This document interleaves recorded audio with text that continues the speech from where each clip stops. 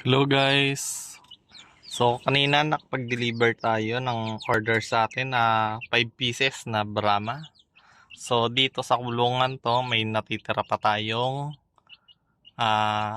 apat na Brahma tapos isang tinola line na Shamu asil, no?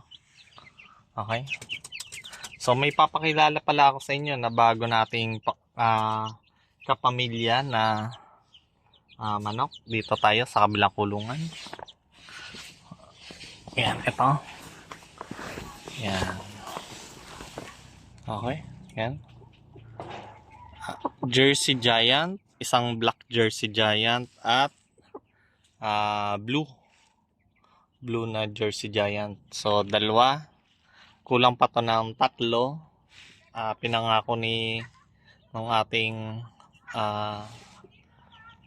kinunan na dadagdagan pa niya to kasi 7 dapat to, ay namatay yung 5. Ngayon ito ay kulang pa.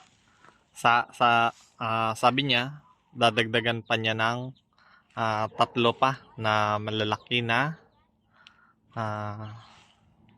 Jersey Giant. So 3 months daw yung bibilhin niya, no, para sa akin pag breeding season na.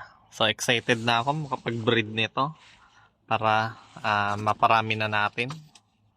Okay, ito yung ito yung totoong gentle giants, no.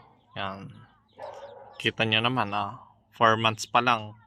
Magfo 4 months pa lang yan pero ganyan na agad kalaki. So yun lang muna mga kateknik. Welcome sa ating bagong kanokis, ang Jersey Giants. Bye-bye!